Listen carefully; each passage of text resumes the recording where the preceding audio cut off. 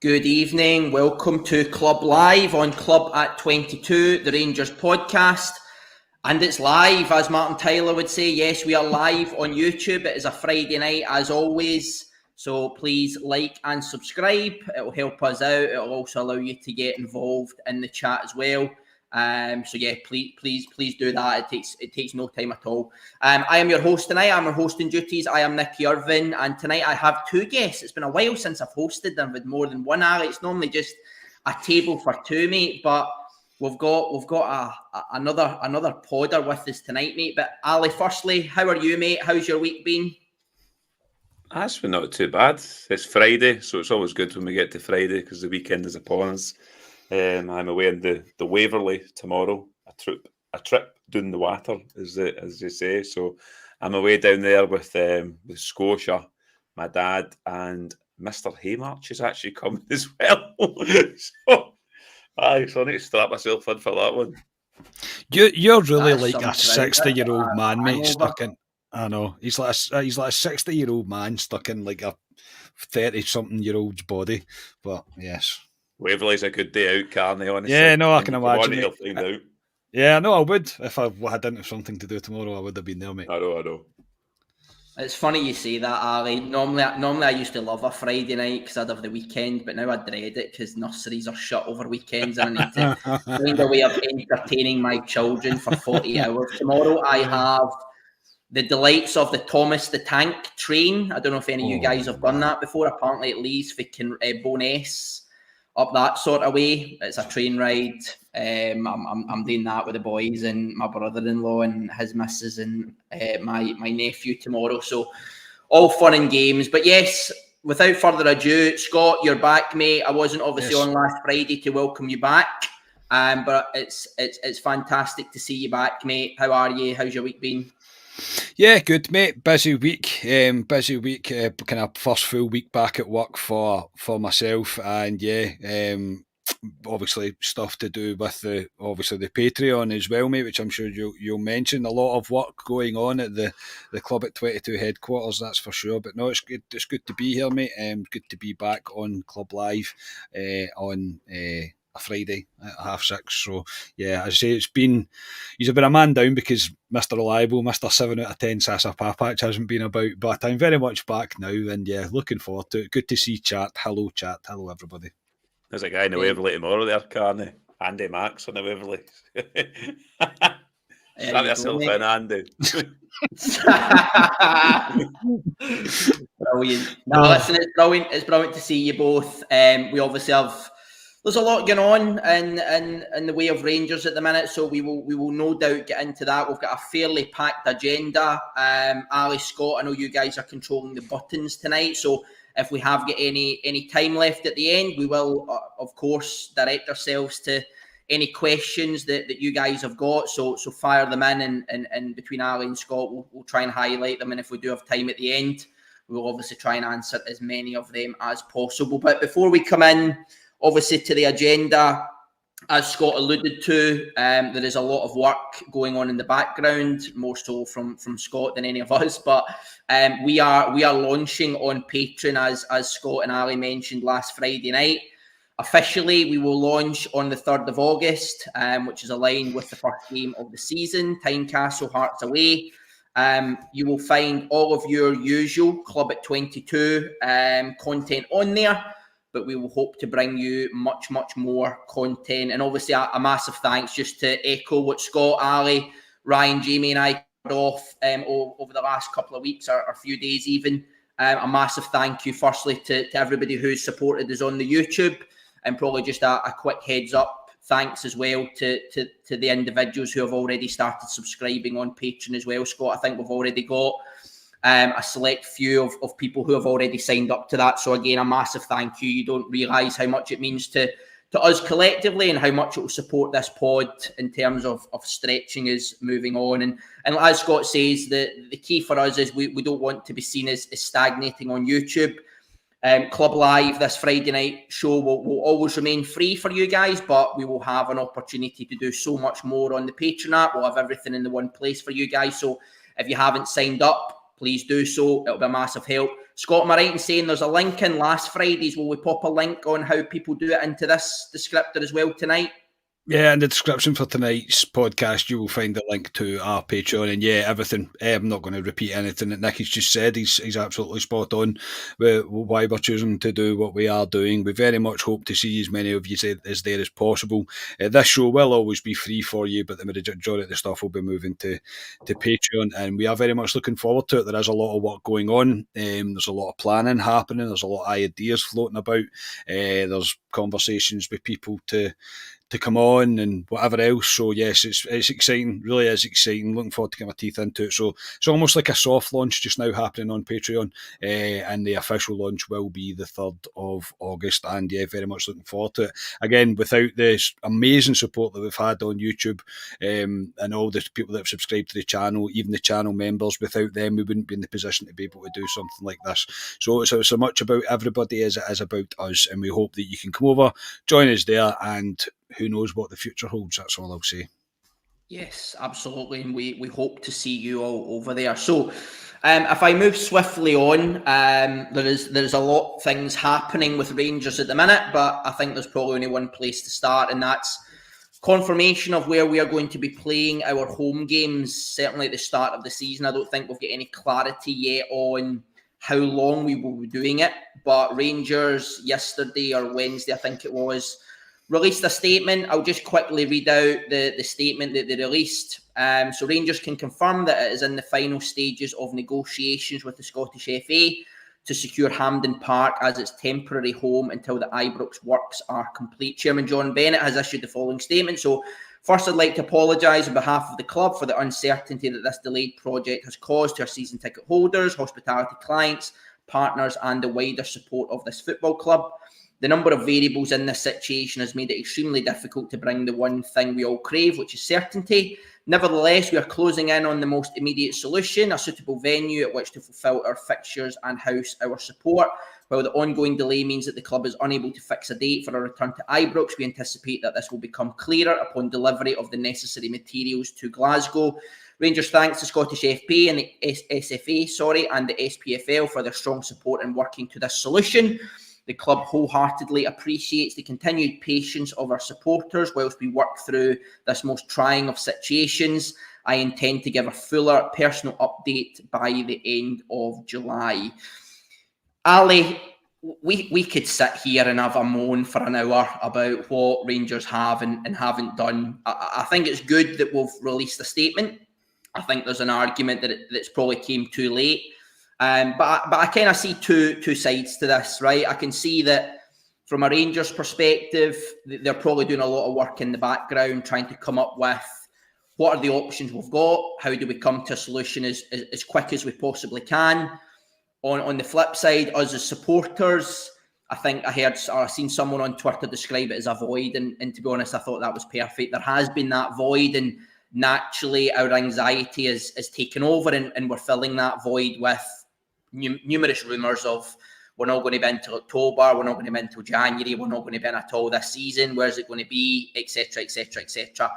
I think meeting down the middle, I think what would probably have been best of Rangers is when we heard of this delay, what was it, 2 or 3 weeks ago, could they have put a statement out then to say, listen, this is the situation in terms of what's going on, these are the options that we're exploring, we will come back to you ASAP when we have a solution. I think what they've done is they've almost done that in the background, and then they've kind of written to us now after everybody's been a bit peed off, for lack of a better phrase. But it looks as though Hampden's going to be the destination, mate. I know we've chatted about it a bit in the WhatsApp, but it sounds as though Hampden was one option. I think Murrayfield sounds as though that was one of the other options, and we also heard that kind of Ibrox potentially with 3 stands was maybe another option. What's your overall view on Hampden, mate? Is that the best of the 3 options, and are you looking forward for a wee bit of a change of scenery?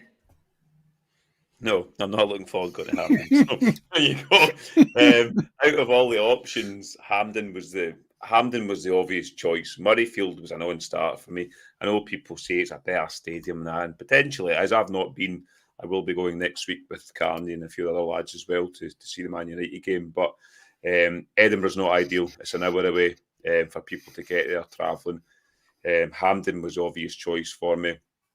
It's a horrible stadium to go to watch football. I mean, they released a separate email to season ticket holders as well, saying in that they're going to sit us, they're going to seat us in Hampden along the lines of where our seats are at Ibrox. So I did see a guy on Twitter last night saying that the guys in the club deck, i.e. me and Carney, will be looking to be sitting on the roof of Hampden for a view from up there.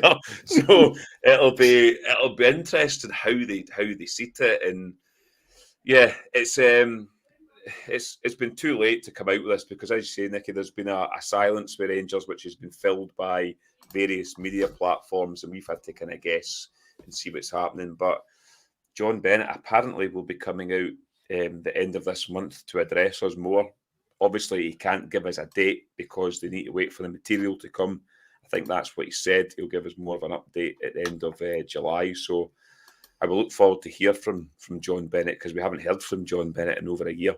So it'll be interesting to see what he says. But at least the first thing he said was he apologised to the Rangers support. Because that's the thing. That's the least I think we deserve, to be honest. But it's Hampden. It is what it is. We will make ourselves. We will all get there, and we'll support the team. But it is what it is, Nicky. But I'll be there along with the rest of the Rangers support to hopefully roll Rangers on to win at Hampden. And hopefully that's with Scott Wright staying as well because he's good at Hampden. So, well, I did see that apparently we'd moved it to Hampden to try and get the most out of Scott Wright, put him in the shop window, and hopefully get him out the door before the transfer window shut. So, hey ho, maybe there is a bit of long-term strategic planning in this move, but we'll see. Scott, likewise with you, mate. Obviously, the move to Hampden, is it the best of the three? Same question. Are you looking forward to that change of scenery? I know you've been to semi-finals, finals, etc. But obviously, there's two things I think Rangers need to nail down over the next couple of weeks. One is the seating, the confirmation. It looks as though they're trying to address it similar to the layout of Ibrox. And I think the second thing will be the length of time. Do I put my mortgage on Rangers getting the both of them absolutely spot on? Probably not, mate. But what's your overwhelming feeling of the move, Scott?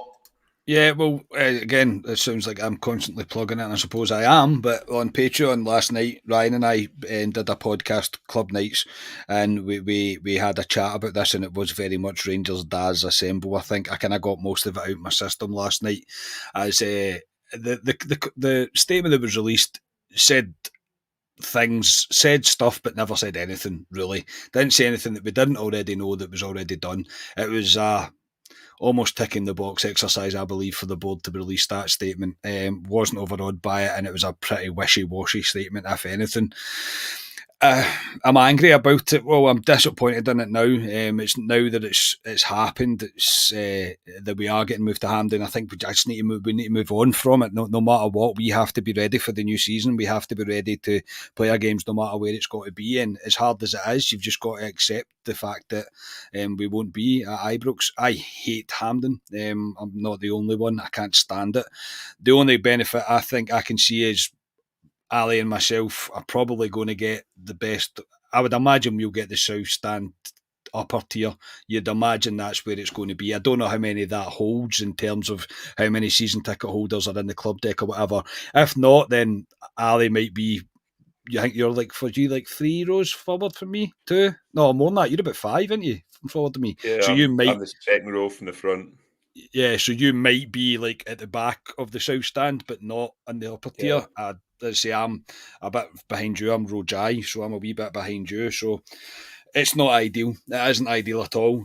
But I would much prefer it to be at Hampden. Selfishly, I would much prefer it to be at Hampden than to be at Murrayfield, because getting to Murrayfield isn't cheap. It isn't cheap to do, and I don't want to open the can of worms around compensation for the club, because that'll run on and on a bit. So no, look, it's less than ideal, but it's the decision has been made now.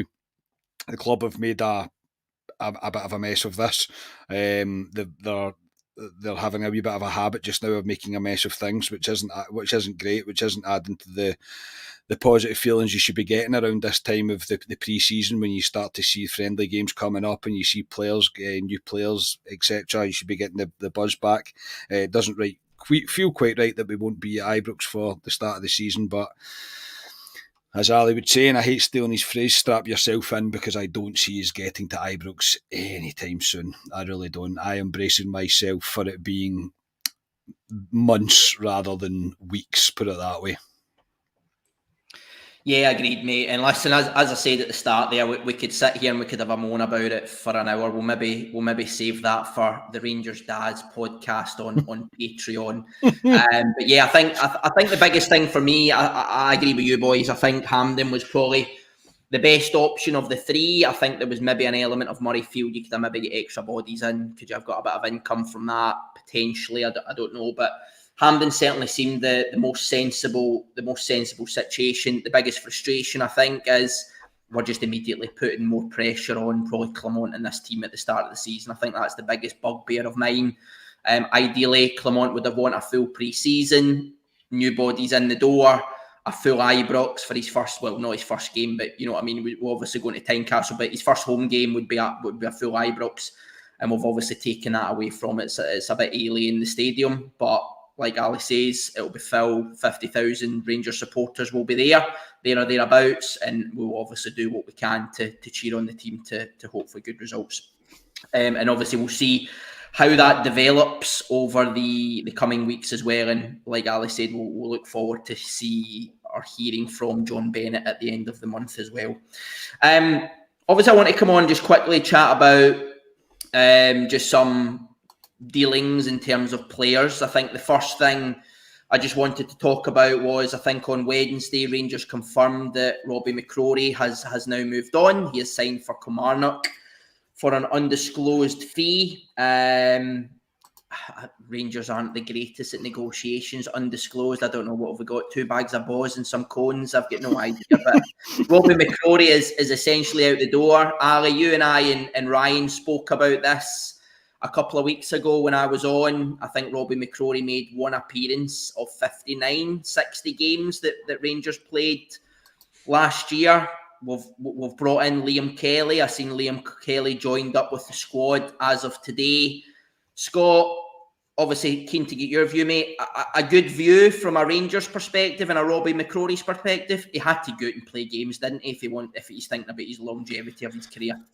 Yeah, I think it's a bit of good business by Kilmarnock, to be honest. I think that's a decent signing for them, I really do. McCrorie's one I kind of feel sorry for. I don't think he ever got a real sustained run in the team to kind of show his worth. But do I ever think he was really going to be the number one for Rangers? I think it would have took him time, just based on how sporadic his kind of first team experience has been. He's kind of been at Rangers at probably one of the most unluckiest times, I would imagine, with McGregor being there. McGregor coming back and obviously playing ahead of him, and then obviously we signed Butland, which we'll all agree has been one of the greatest signings we've made in the past, I don't know, 5, 6, 7, 8 years probably, how good a signing Jack Butland has been. So yeah, it's unfortunate for him, but I wish nothing but the best for McCrorie. I think according to reports, Rangers have included quite a hefty percentage of the sell-on fee should he move on. So I think they're expecting McCrorie to go to Kilmarnock, probably perform, maybe build up a bit of reputation for himself, and maybe he's snapped up for a good bit of money.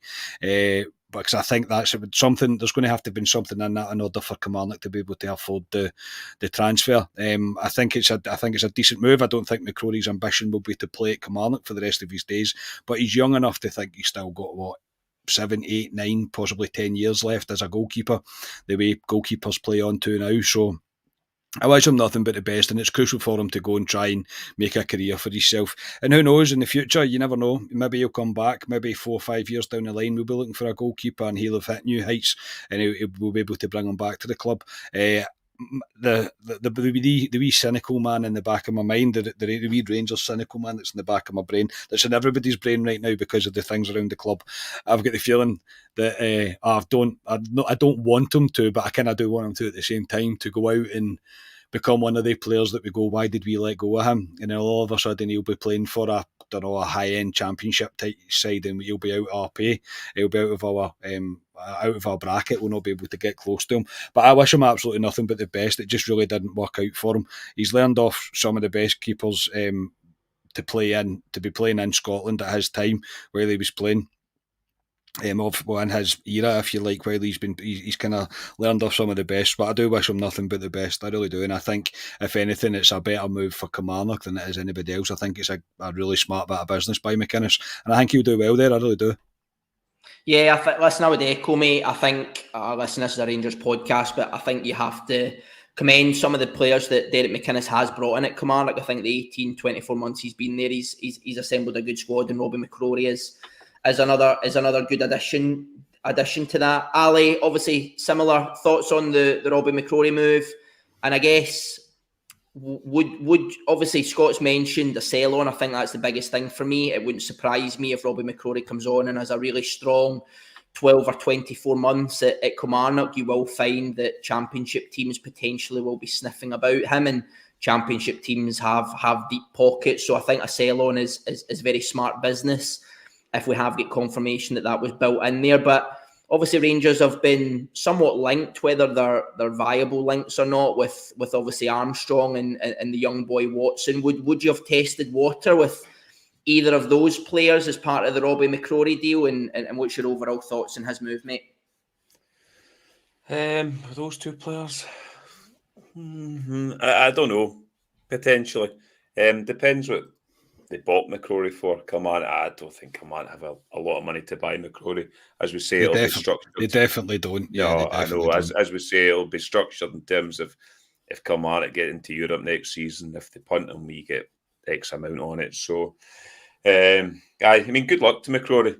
He wants to go and play first team football. He's not going to get it at Rangers. If Jack Butland's there, he's not going to get it. Doesn't want to be a number two. Obviously, his brother did the same, left, went to Aberdeen, did well at Aberdeen and got a move to Bristol City, I think he possibly was, in the Championship. So, good luck to him. I think they paid good money as well, Ali. I think they paid about £2.5 million. Correct me if I'm wrong, maybe euros, but aye. Yeah, and he'll probably look at the route of what his brother did and think, I mean, Kilmarnock's in Europe this season. How long they'll be in Europe, I don't know, but they are in Europe. I just know when we play Kilmarnock this season, you'll have an absolute bloody stormer against us, no doubt. Yeah. But no, I wish him nothing but the best, apart from when he plays us. No, you can absolutely guarantee that the next time we're at Rugby Park, we are going to have, it's going to be one of these Ross County nights at Ibrox, isn't it? We're going to have 38 shots on goal, and it's going to end up nothing each or something, because he's going to be absolutely astounding. Him and Lewis Mayo, the two we got it, we let go. But no, listen, I would echo. I wish Robbie McCrorie all the best. I think it was the right time. I think again, I agree with you guys. As long as Butland was there, he probably wasn't going to get much opportunities. And even if the worst were to happen, if we were to get a bid we cannot refuse this summer for Jack Butland, and he moves on, I would have expected us to go into the market and have bought a number one again. So Robbie would have probably found himself in a very similar situation. Moving on, obviously Ryan Watson is one name that's been touted. I think Watson won Young Player of the Year, but during the week, a few links came out. I don't think they came out from any of the official sources. I don't think Heart and Hand or Rangers Review or anything, but there was a few different Twitter accounts running with it that Rangers had. I don't know if we'd sent scouts to actually watch, but it was the young boy Lennon Miller, obviously at Motherwell. Now, obviously, I've spoken a bit about it. I know Ryan bangs the drum about it all the time, about we need to be better utilising the Scottish market. We've turned our noses up at it for far too long. If you think back to some of the most successful Rangers teams pre-2012, we were always very, very good, I think, at picking up the best of the rest. You think of Chris Boyd, you think of Whittaker, you think of Kevin Thompson. Our successful teams always had a bit of a spine made up of Scottish players. Obviously, we've brought in Connor Barron. There's links to Watson. Lennon Miller, I think, in my opinion, is probably the most exciting option of the three. 17, central midfield, obviously for Motherwell, I believe was a Young Player of the Year nominee. I think he made 30 appearances, there or thereabouts. Ali, what's your views on Lennon Miller? Again, I know we spoke a bit about it in the WhatsApp. My view at the minute is we need to get Lennon Miller. This goes for Celtic as well, by the way. We need to get Lennon Miller right now, because I think if you let it go any longer, teams from the Championship, potentially even the Premier League, you look at the young boy Ramsey, who broke through at Aberdeen as soon as Liverpool come sniffing about. Clubs of that stature, Chelsea, Villa have done it with some of our youth players, Arsenal, etc., etc. We will not be able to compete the money that they will be able to offer. Their pockets are far deeper than us and Celtics are. I think if we are realistic about getting Lennon Miller, we need to be getting him now. But Ali, what's your views, mate, on Lennon Miller? Is that one that we should be looking to do, given his age? I don't think he's 18 until August. You're talking you could get 12 years out of a young boy like that. It's the spine of your team. But what's your views on the Lennon Miller link, mate? Yeah, if the money was right, I'd go and test Motherwell and try and take him to Rangers. 17 years of age, he's played most games, I think, for Motherwell last season. I've seen him. Doesn't look like a 17-year-old. Very good in the ball, comfortable, technically good. Ryan's banged the drum in here for years in terms of we should be shopping in the Scottish market, because there is a few gems in there. He is one, and I agree with you, Nicky. If we didn't get him this transfer window, somebody will. I'm surprised Celtic haven't come in and had a look at him, and they might be having a look at him. I'm surprised they don't have a wee go at him.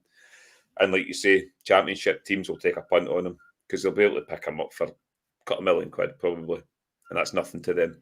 So for me, Lennon Miller, 17 years of age, yes, because even if it didn't work out for him, I think we would be able to make something on him. But I think he's a type of guy you could build a team around, and he's Scottish as well, so he ticks the boxes for me. And yes, I would sign him if the money was right. Before I come to you, Scott, for your view as well, what have you got a figure in mind, Ali, in terms of what you think would be the right price to get somebody like Lennon Miller, realistically? I know one of you said Motherwell were valuing their club at £4 million or something. I don't know. May as well just buy Motherwell and then take them. but to be honest, realistically, a 17-year-old, I mean, he is their gem, if you want to say. £1 to £2 million. That's what I'd pay for him. I don't know what his value is. I really don't know what his value is. But yeah, I'd pay up to £2 million for him, because I think he's got potential. From what I've seen last season, he's got potential, and he's played first-team football for Motherwell in this league. So playing for Rangers with better players around about him, yeah, I'd pay about £2 million for him. Yeah.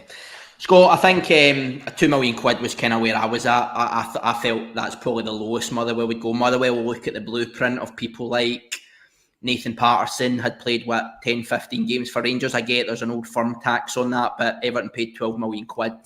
I think the boy Ramsey for Aberdeen had played 20, 30 games for Aberdeen. Liverpool put their hands in their pocket for £5 million. So I think Motherwell will look at the blueprint of that and go, he's 17. Look at that, you're paying for the potential, you're paying for that ceiling that he can go to. If one of those clubs become interested, then all of a sudden we can gain 3, 4, £5 million. But again, likewise, have you got a figure in mind, mate? What's your overall views on Lennon Miller? Is it one that Rangers should be pursuing? Absolutely. I think the signing of Barron as well kind of shows that we're willing to do a bit more business within the Scottish League, and if the deals are there to be done and it makes sense and the player's got enough ability or enough potential, then I think it does. I do think it makes sense. We have to start delivering on this trading model that we've been preached about to for don't know how many seasons now. So yeah, similar to Ali. I mean, I don't know his value. I would imagine it's around £1.5 million, something like that. It would be around there, £1 million, £1.5 million. I think a deal could be done. Motherwell are not going to shy away from £1 million, especially if there's a few tasty little clauses in there for them to get anything more out of it in terms of selling them on. I don't think there's a doubt that Rangers should be looking into these kind of things. We really should be looking at being able to do something for the future. And I can't believe I'm going to say this because I hate saying it, but Ryan Haymarch went on about Lewis Ferguson until he was blue in the face. Blue in the face. And I kept going, nah, you're building it up too much. You're building it up too much. And he was 100% spot on. That is something that Rangers should have been all over. Would he have reached the heights that he's hitting with Rangers? I don't know. It's hard to say. It's a whole different pressure, a whole different ball game, I suppose, when it comes to Rangers, due to what his name is associated with. Do you know what I mean? One of the greatest midfielders we've ever had. So, but even at that, I still think he would have been a roaring success. I really would. Would I have preferred Lundstrom or Lewis Ferguson? I mean, I don't think it's not really close now when you look at it, unfortunately. But yeah, it's definitely a market Rangers should be doing better in. And Lenny Miller is probably one of the ones towards the top of the list in Scotland that you're thinking, yeah, we have to put a bit of faith into this. We have to put a bit of faith into that market and believe that we can bring these players in for decent money, develop them. Scottish talent, as you say, it's almost, you take the element away of understanding the club, in inverted commas, if you like, because they're from Scotland. They know exactly what it's all about in terms of playing for Rangers, whether being a Rangers fan or not, you still get it. So yeah, one that Rangers will look into, whether they will or not, I don't know, but it is one of the ones. I wouldn't be busting the bank for him, but if Rangers can get a tidy deal done for him, then yes, I am all for that signing. Yeah, I think you're right, mate. I think Lewis Ferguson's the obvious one. I think even John McGinn as well. I know it wasn't one that Rangers were linked with. I know Celtic were kicking themselves back then as well for not offering the 3 or 4 million quid or whatever it was that Hibs wanted. There was talk of him going for 30, 40 million at one point down at Aston Villa, right? So I agree. I think we need to be taking a punt on these guys. Not every one of them will work. We talk about Barron, we talk about Watson, we talk about Lennon Miller. I'm sure there are others that are kicking about. The young boy Cochrane, left back at Hearts, Doig as well. There's others who have moved historically in the past. Not every single one of them will work, but you can almost have a bit of faith, right? That if you pay the money just now, the 1.5, the 2 million, whatever it is, if it doesn't work, there will be suitors. You don't necessarily need to send them back to another SPL club who don't have the money.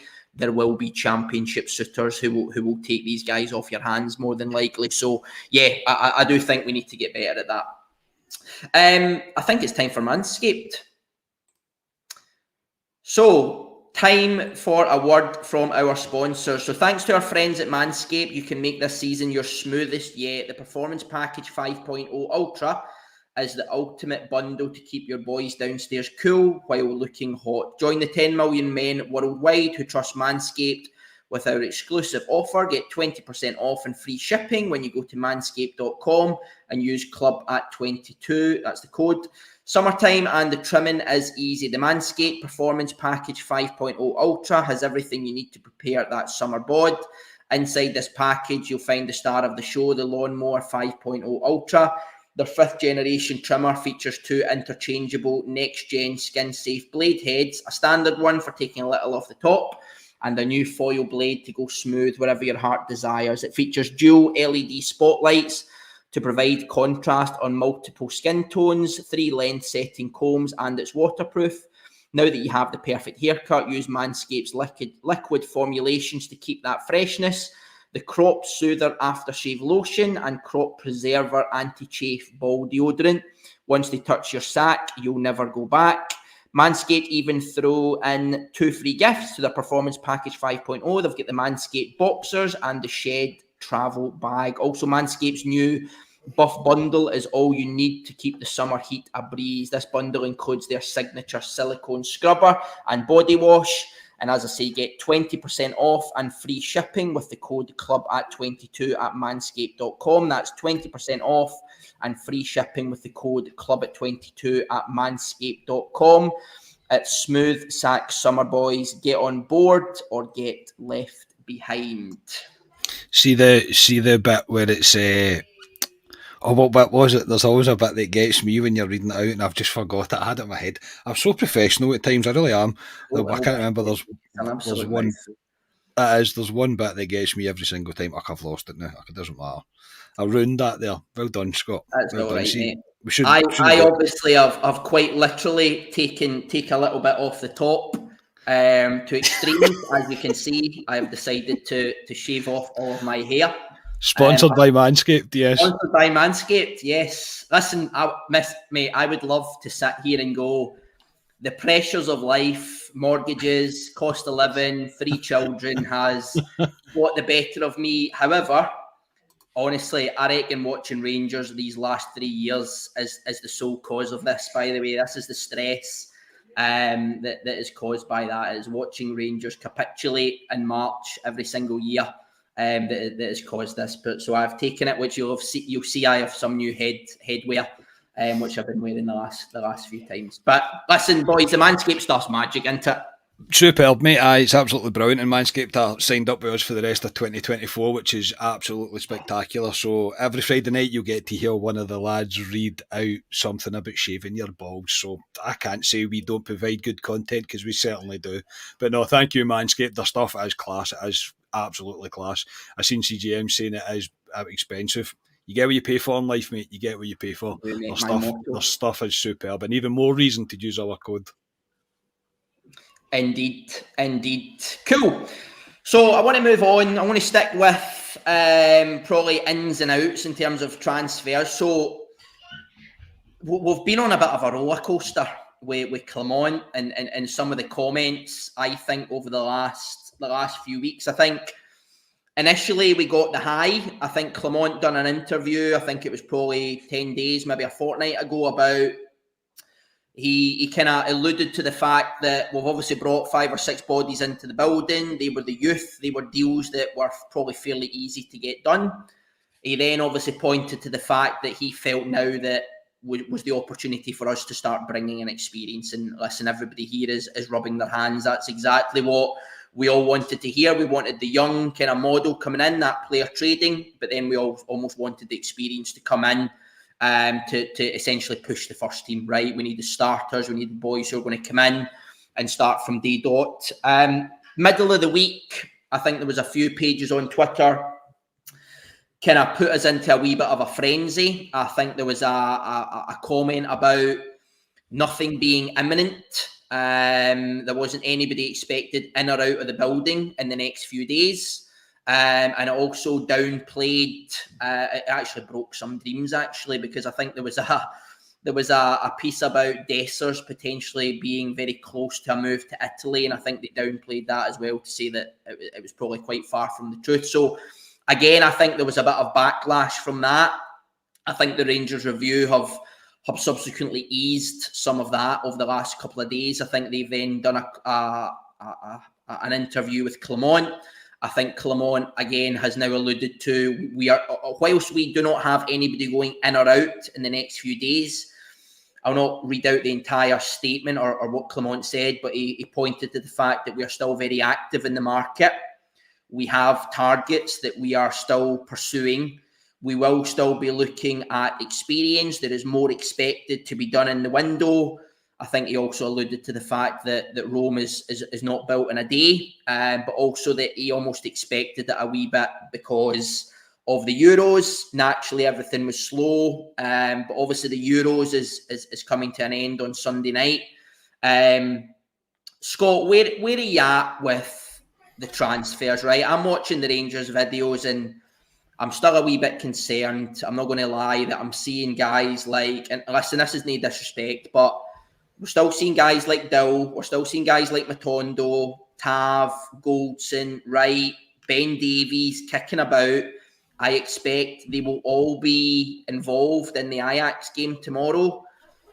On a scale of 1, I'm fairly confident in terms of what we've done so far and the time we've got left, to 10. I've started filling my shorts.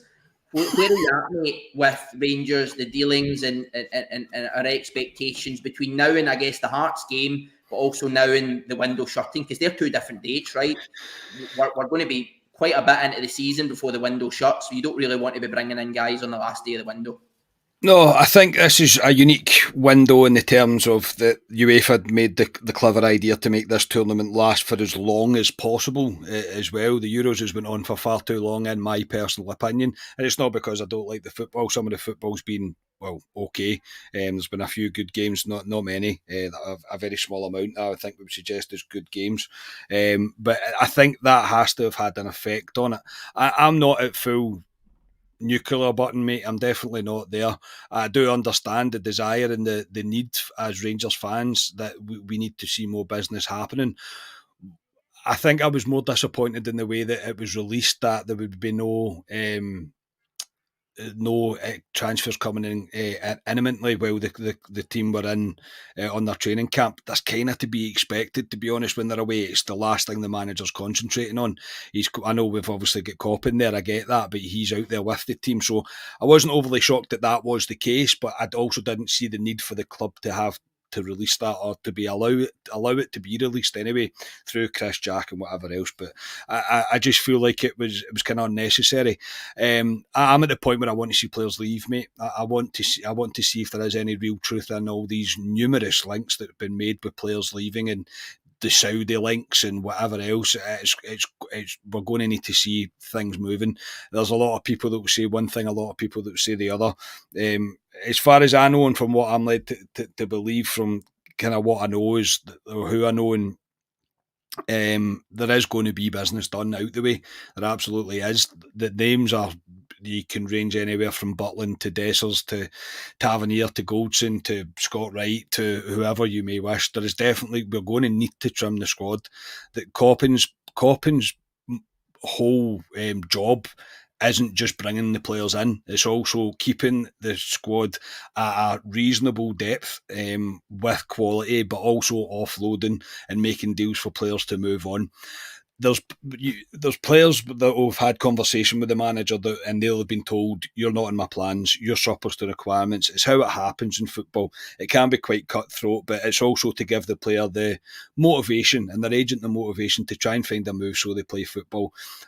There's obviously some football players that will happily sit there and take a wage forever, but most of these guys, most of the people that play professional football want to play football. It's why they do what they do. So there's going to be outgoings. It's just a matter of patience. And right now, I don't criticise the Rangers support because I'm part of it. The patience is wearing thin with the support because of kind of what's happened over this summer with the delay to the stadium, whatever. And obviously, as well, I seen a comment, I think it was from Blue Nose John, that had actually said, is the stadium renovations restricting transfer spending? Obviously, Rangers are now putting an outlay on being able to play games at Hampden. The SFA are not doing that for free. They are very much making money out of it for Rangers to be going to play their home games there. And I think that this is all the stuff that Bennett should be addressing. They should be addressing this as much as can. I'm not saying explain every full detail, but there should have been more in the statement that was released, because it was just very vague. It only reconfirmed everything that we already knew. I don't think Rangers are at the stage where we have to wait for players to leave before we bring players in, but I am at the point where I'm going, right, next I want to see players getting sold, and then I want to see the activeness of the club in terms of, we keep getting told that they're active in the market. That's when I want to see is linked with good names, kind of not bigger names, but more established players that we're going to know that we're going to be spending money on. Let the speculation begin about how much it will be once we're linked with them, but you get what I mean. I think it's important to see some leave and then to see real bits of quality coming in. I think the comments that you made around Aganami not being ready and the Salah maybe not being ready immediately says to me, right, well, we're not done. Clement will have known that, and Coppin will have known that about both of them before he bought them. So I'm probably not that I'm not surprised. I was a wee bit like, oh, really? Everybody's coming to compete for jerseys. I get that, but we're now at the point where I think we're going to see quality. Well, that's what I'm hoping. What I'm hoping is that we're going to see quality signings coming in now, where money's going to be going out as well as players are going to be leaving. I think it's just a matter of being patient, and I say it's easy for me to say that because I am extremely impatient. But as I say, I'm probably halfway in between your scale, mate. I'm probably sitting bang in the middle right now. Ali Scott makes a good point. I think it is a wee bit concerning. I think that some of the early rumours have dried up. I think we were all very, very intrigued by Gerrard and some of the Saudi bids for Tav and Goldson. I think Aldo makes a good point on there. I don't believe he reckons the Saudi market is potentially not open yet, so maybe that's why there's maybe a wee bit of a delay there. But I think it is. I think that is one of the key things. I think, again, collectively, us as a group have spoken a bit about the early business. I think we've asked the hypothetical question of the 5 or 6 boys that have come in. Probably take Diamondi out of that, right? Because he was kind of already in the door. But of the 5 other bodies, I think, that have come in the door, we probably said none of them are starters, realistically. Barron, you could argue, will potentially play a role similar to Ryan Jack when he was fit. He's obviously young. You would expect him to maybe come in. Cortez was kind of there. With Sima going out the door, we don't know what the future lies with Sima. Cortez is maybe a starter, but I think collectively we all probably agreed that none of the signings were going to really push the first 11. Where are you on the scale, mate, in terms of getting bodies out the door and your confidence in having players in and ready to go? Let's face it, for Tynecastle, and then very quickly we'll have Champions League qualifiers upon us as well, mate. Oof. It worried me slightly when Clement came out and basically said we need players out the door before players come in, which I knew deep down. We did say last week on Club Live that we need to get players off the books before we can bring players in. I thought we would have moved some by now, to be honest. I thought guys like Lammers, who was fantastic in Holland for the tail end of last year, would have moved by now. I know he's training with the B team at the moment. I thought there'd be a couple of guys that went now. I know McCrorie's went, but other ones. So, yeah, the guys we've brought in are development squad type players. Cortez will start next season, but we've seen him last season. Barron, will he start? I don't know. So there's nobody really there that is a new player, a first teamer, if you want to say. A big sign, one we can get excited about, if you want to say. And he's just said, as Carney says, Insiala and the guy up front was signed as well. Again, are like a project player too. They won't be ready to go. So, yeah, it's like I say, we've got a few friendlies to go. We kick off against Hearts in, what is it, 3 weeks or something? So, I mean, it's not far. Ideally, you want as much as your team in before you play Birmingham in Union Berlin, because then after that, the proper games start, and we probably won't, to be honest. I mean, the transfer window rolls into the beginning of September, so there's a long way to go. So, yeah, I think we'll be starting the season, unfortunately. A lot of people might not hear it, with players that we thought would maybe leave. I think there'll be players there from last season will be starting until we get other guys in the door. So, aye, as I always say, strap yourself in for some faces that will appear. I honestly think when me and Carney go to Berlin in 2 weeks today, Carney will be there. But I think we'll see these faces of Ben Davies and Connor Goldson and that. I honestly think we'll see them with a couple of these guys in. So, yes, it's worrying, because as fans, you want to just strip everyone out and bring a completely new team in, but it's not as easy to do that. The Euros have been playing, there's guys in holidays, the big teams haven't really started spending, and it trickles down after that. So, yeah, I'm realistic that way, but yeah, I don't think we'll bring a lot of players in until potentially a week before the season starts and when the season starts. Yeah, Ali, you make, listen, I agree, you make a very good point. We probably haven't quite yet got that big signing that we can all be excited about. I'll be honest, I think we need 3 or 4 of them. I don't think we need one big signing. I generally think we need 3 or 4 of them. I think we need 3 or 4 who are going to come in, and it will be 3 or 4 boys who you go, they're guaranteed starters, right? Centre back, right back if Tav goes, centre mid, centre forward. You could probably argue there's wingers in there as well, right? I think we're still pretty light, particularly if Scott Wright is out the door. Ali, I'll maybe just stick with you just very quickly before we move on, mate. The Sam Lammers situ, I've seen on Twitter today, Zed have just forked out 8 or 9 million euros for a guy, I believe, a striker. And there was a few murmurs of, does this kill the Lammers deal? What's your views on Lammers being with the B team, right? I mean, I'm kind of the opinion that surely Lammers being integrated with the first team and maintaining a level of fitness benefits us, because you keep him in the shop window. It kind of shows that he's had that pre-season. Whoever he's potentially going to has less work to build him up. I was a wee bit miffed that he get left behind. What's your kind of views on because you've got Scott Wright, right? You've got Scott Wright, and you've got other players who we've mentioned there that we think will go out the door this summer. They're all with the A-team. Why is Sam Lammers not with the A-team as well? What's your kind of views? Yeah, it's a strange one because McCrorie went out to Holland, and I'm pretty sure they knew McCrorie was going because he was only in Holland for a couple of days after that. So it's strange that Lammers isn't with the first team. Even though as a fan base, we all know he's probably going to go, or we hope he goes, not in a bad way, but we hope he goes so we can bring the money back in and reinvest. So it's a strange one why he's in the B team. Obviously, we don't know because we're not behind the scenes of what's happening with the Lammers. Doesn't look like a guy that would cause trouble, to be honest. But no, it doesn't. But it's an interesting one why we've been the B team.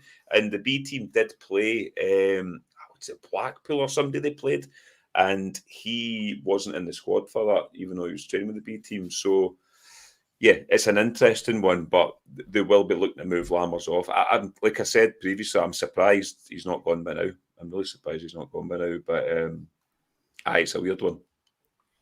Scott, views? I might have said AZ. I can't remember if it's Utrecht or AZ, but whoever it was in Holland have signed somebody and they thought maybe that kills the Lammers deal. But Scott, views on Lammers being left behind? Wise? Silly?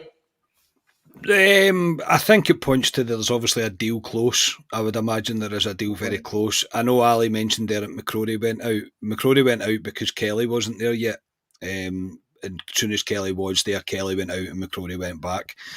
So that's what I think anyway. That's what I think. There's no inside knowledge in there, but that's what I think.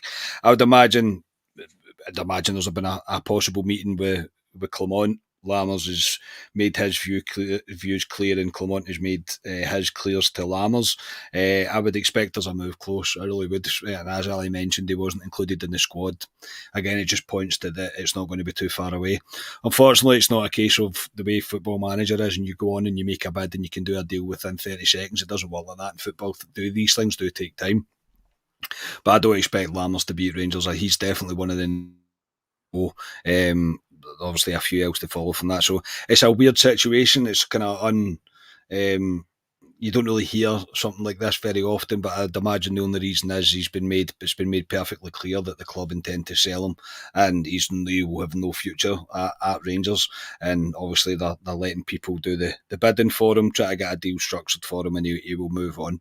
But yeah, it is still a bit of a weird situation with Lammers, but I very much hope he's not here next season, because he's not. Even if he comes back and he starts well for a couple of games or whatever, as soon as he's that bad one, he'll just go straight back to the Lammers that we all had a rant about previously. So a weird one, but I wouldn't expect him to be here next season. I think the deal will be pretty close. Nah, the Rangers fans have, I think, made their bed with Lammers, haven't they? We've all decided he's simply not good enough. He could score a hat-trick, and I don't think people would be. Score a hat-trick against Celtic, and I still think people would go, he'll be shite against Motherwell next week. So, just quickly before we finish up, obviously midweek, we had a bounce game with Standard Liège. I think it finished 0-0 each. Dead exciting stuff. For pre-season, as Ali and you alluded to, Scott, we've seen a lot of the names, Ben Davies, Tav, Goldson, etc., all involved in this. Obviously, tomorrow we have another friendly, 3 p.m. UK time tomorrow. We play Ajax in a friendly over in Holland. I think you can view it on RTV if you've got the £6 subscription. I also think Edmondson House may be showing it as well for those of you who are maybe wanting to take in the game. I think Edmondson House are maybe doing a £3 entry to go in and watch the game as well. So Ali, Scott, even myself, we all have plans tomorrow. I don't think I'll be watching it, but Scott, what you can expect, and I'm assuming you'll catch up on it maybe tomorrow or over the weekend, mate, but is this simply another fitness exercise, or for those of us who are kind of watching it, should we be starting to expect to see those patterns of play come together and starting to build something towards the season, or do you think it's purely still fitness perspectives for tomorrow, mate? Ali, over to you first, please, mate. Oh, Justin Muir there. The mate says he's coming, Carney, to Glasgow in early to mid 2025. Yes, Justin, we will meet up with you in the Viceroy. Don't be disappointed when you meet us, to be honest. They say never meet your heroes. And we are a disappointment when you meet us. But no, we'll 100%, Justin, come down to Viceroy. You'll see us there. And yes, we will buy you a pint. And yes, thank you very much for the kind donation. And God bless America. What about you, Carney? Thanks, mate. I think we should be.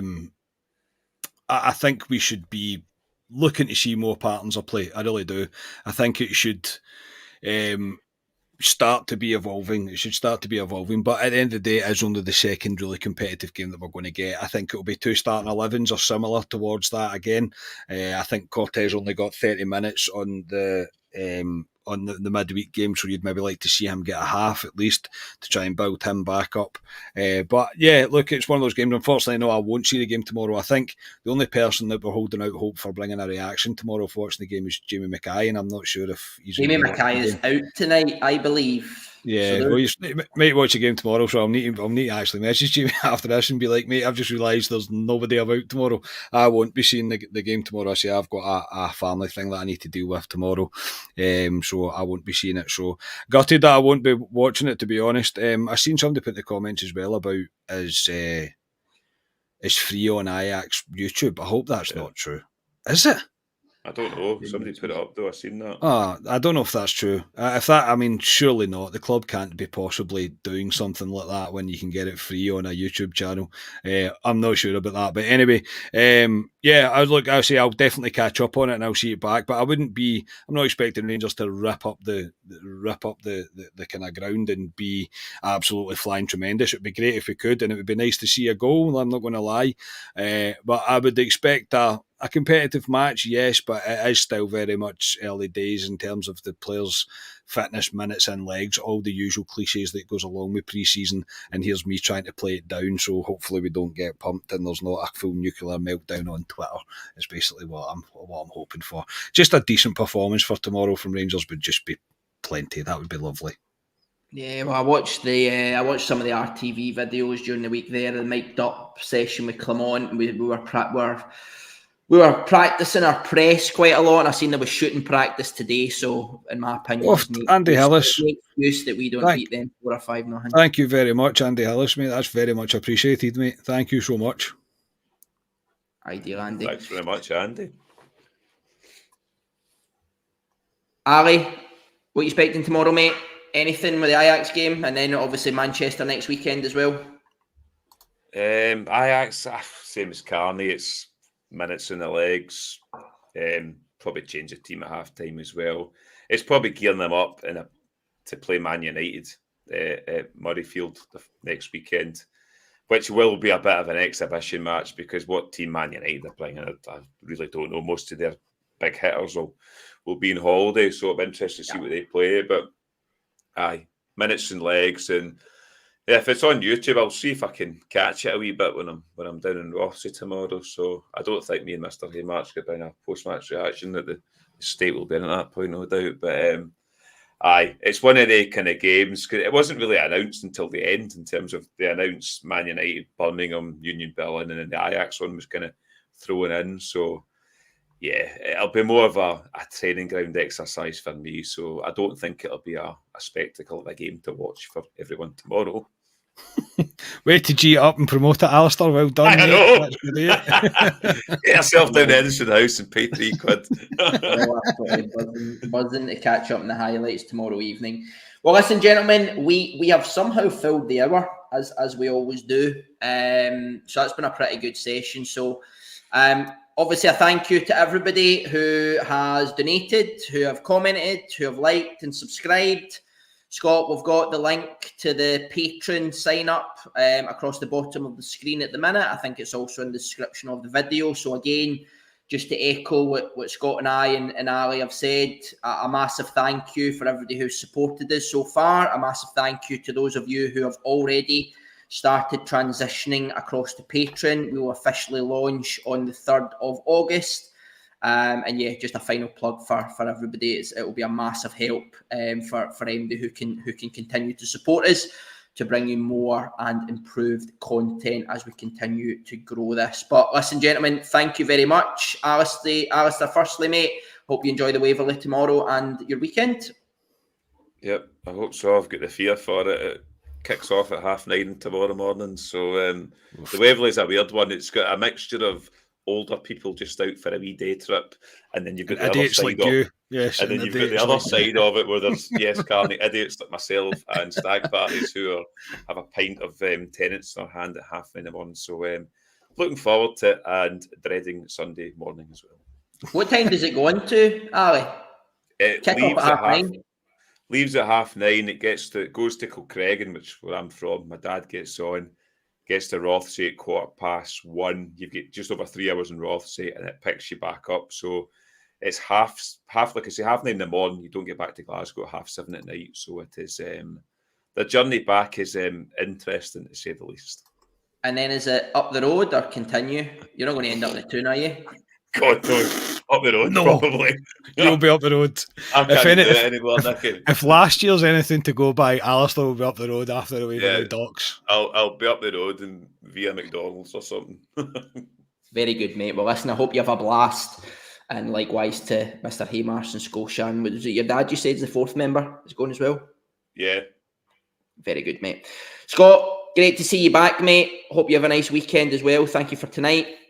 Yeah, thanks, mate. Appreciate it. Thanks, everybody in the chat as well. Really do appreciate it. And yeah, we might not be a club reaction pod tomorrow, and I do apologise, but that mine is a family thing that I need to do, that I just have to do.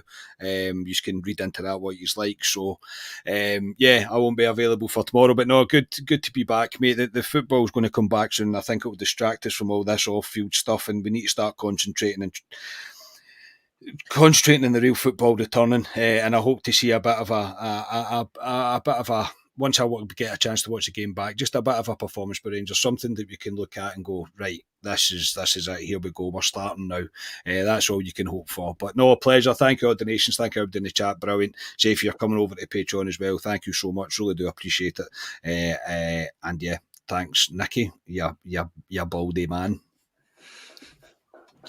That's like, I thought you were going to call him something else there, can't they? I was close, mate. The other night we were doing the video for the Patreon launch, and I was like, it's like Nicky's came dressed as Shout Out Bob.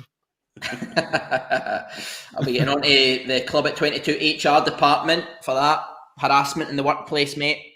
No, listen, thanks very much. Thanks everybody for joining. And yeah, Scott, you're absolutely right, mate. I think the key thing for us is we just want to start seeing some progress, mate. We want to see something. We don't expect miracles immediately. We want to start seeing some progress that we can work towards into next season. So, listen, thank you, everybody. We have been Club at 22. Good night, everybody. Cheers.